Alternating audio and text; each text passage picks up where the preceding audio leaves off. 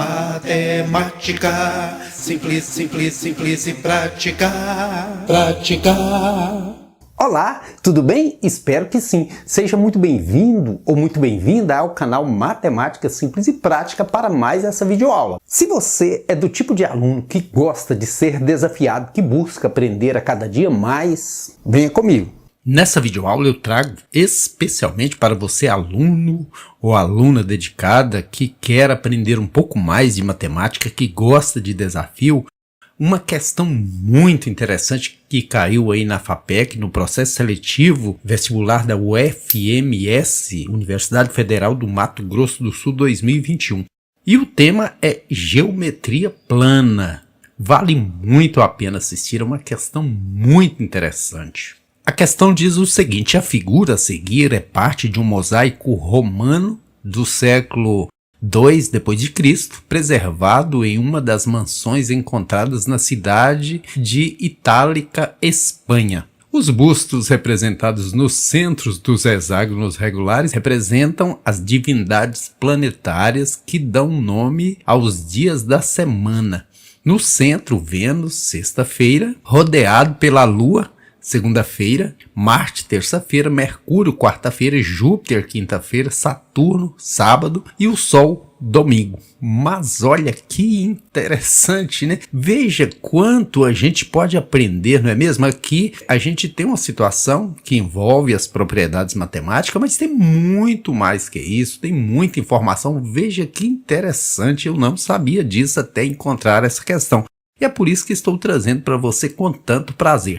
A figura seguinte é uma representação simplificada do mosaico. Considerando que R seja a medida do raio da circunferência que envolve os hexágonos regulares na figura anterior, é correto afirmar que cada um deles tem perímetro igual a quanto? Veja que situação bacana, hein? Vou aqui dar uma ampliada na circunferência, né? Para a gente conseguir visualizar melhor. Quando eu peguei essa questão, eu confesso para você que eu demorei um pouco a entender o que fazer para chegar ao perímetro aqui do hexágono, até porque veja que ele não toca aqui no centro, na circunferência, ele toca aqui na extremidade.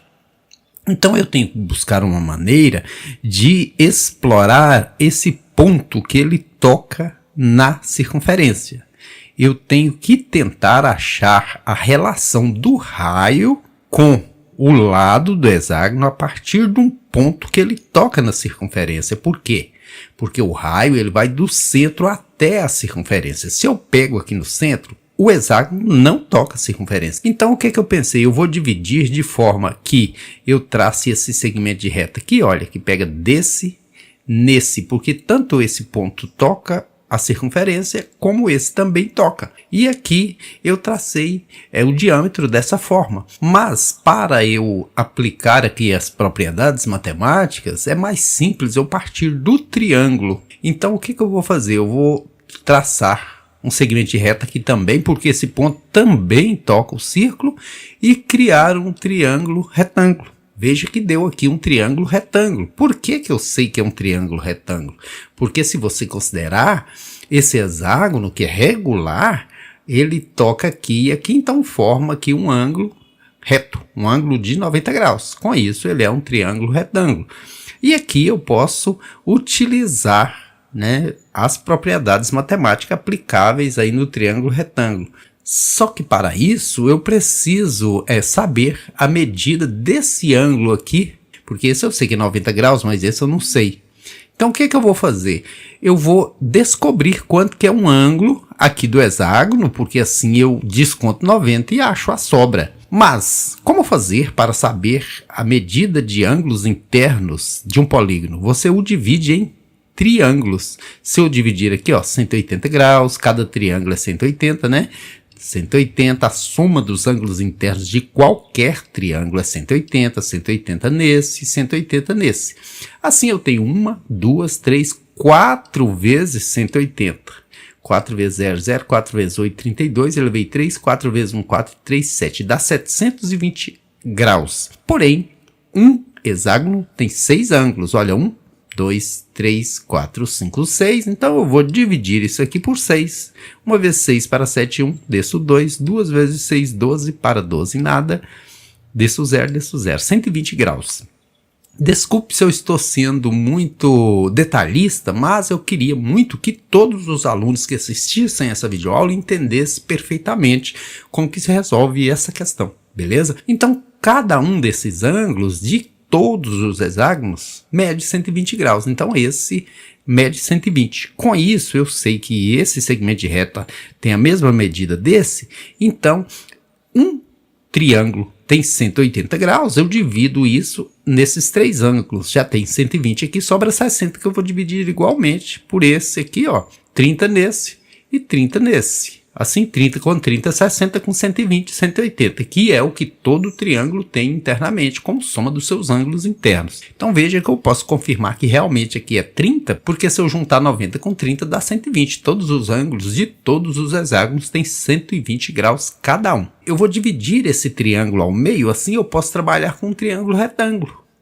E eu estou chegando no lado do hexágono. Vou até ampliar ele aqui para você. Tem um lado aqui, é um triângulo retângulo, porque esse segmento de reta é ortogonal a esse, né, perpendicular a ele.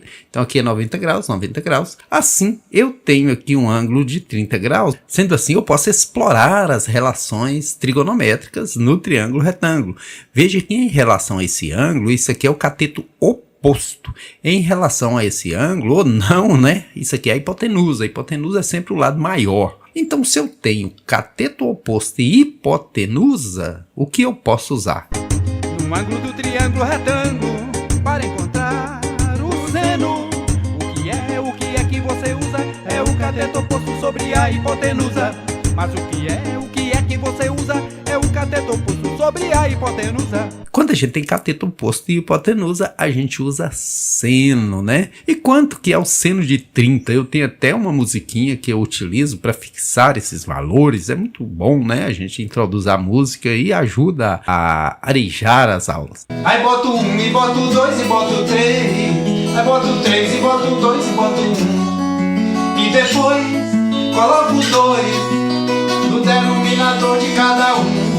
Aí boto 1 e boto 2 e boto 3. E boto 3 e boto 2 e boto 1. E depois coloco 2 no denominador de cada um. A tabelinha é pronta. O seno de 30 está aqui, que é 1/2.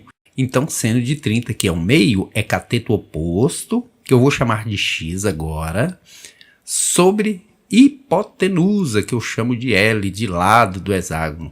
E agora é só fazer o produto dos meios e dos extremos. Eu deixo esse x quietinho aqui e passo esse L multiplicado pelo 1. Fica L sobre 2, certinho? Então, achei a relação de que esse x é a metade do lado, certinho? Mas para que eu vou querer isso? Para eu achar essa partezinha aqui, ó, exatamente esse pedacinho. Usando tão útil Teorema de Pitágoras, que diz que a hipotenusa ao quadrado é igual à soma do quadrado dos catetos. Eu vou fazer aí L ao quadrado é igual a L sobre 2 ao quadrado mais Y ao quadrado. Assim, L ao quadrado é igual a L ao quadrado sobre 4. Eu trago para antes da igualdade, ele vem negativo, já para ir adiantando, igual a y ao quadrado.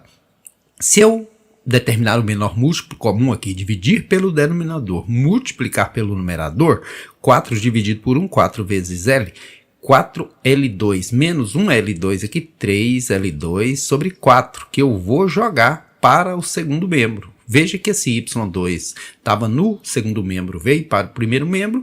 Esse 3L2 sobre 4 foi para o segundo membro. Troquei todo mundo de lugar, não preciso trocar sinal. Você sabe disso, né? Que é uma gangorrinha. Se você trocar esses dois de lugar, não precisa trocar o sinal. Eles vão continuar em equilíbrio. E aqui só recapitulando, olha, 4 dividido por 1, 4 vezes L2, 4L2. Tira esse L2, fica 3L2 sobre 4. Achei aqui ao quadrado, mas eu quero sem ser ao quadrado. Radiciação anula potenciação, então isso me permite achar o y limpinho, bonitinho, verdinho de esperança aí. O L tem raiz quadrada, sai da casinha, porque é L ao quadrado. né? Potenciação e radiciação se anulam. 3 não tem raiz exata, é um número irracional, continua na casinha. Raiz quadrada de 4 é 2. Achei que o valor do y, que é esse pedacinho aqui, é L raiz de 3 sobre 2. O que eu vou fazer? Veja que se eu pegar aqui, eu já posso pegar esses dois pedacinhos, porque eu estou querendo essa parte inteira, né? Então aqui, com um pedacinho deu L raiz de 3 sobre 2, dois pedacinhos, se dobrar isso, dá L raiz de 3, né? A gente tinha L raiz de 3 sobre 2, que é a metade de L raiz de 3, dobrou, virou L raiz de 3 só. Certinho? Se você tiver dúvida, é só multiplicar por 2 aqui, corta o numerador com o denominador, sobra L raiz de 3. Agora, para que eu quero isso? Eu quero isso para eu achar a relação entre o raio e o lado do hexágono. Então, o que eu vou fazer? Olha, partindo aqui da origem, esse segmento de reta verdinho, que é o diâmetro, é 2 vezes o raio, ou seja, 2 raios. Eu posso aplicar o teorema de Pitágoras. 2 raios ao quadrado, está aqui em verde, é igual. Quanto que dá esse segmento de reta todo? Veja que aqui tem L sobre 3, outro pedaço do mesmo tamanho, outro pedaço do mesmo tamanho. 3 segmentos de reta, todos eles medindo L raiz de 3. Então, 3 L raiz de 3. 1, 2, 3. No teorema de Pitágoras, todo mundo é ao quadrado, né? E aquele ladozinho lá em cima, L, né, que é o lado do hexágono, também ao quadrado. Teorema de Pitágoras. 2 ao quadrado, 4. 4R2. 3 ao quadrado, 9. Raiz de 3 ao quadrado, raiz de 9, que é 3. 9 vezes 3, 27 L's ao quadrado. De novo, recapitulando para você. Raiz de 3 ao quadrado, raiz de 9, que dá 3. Que multiplica 3 ao quadrado, que dá 9. 3 vezes 9, 27.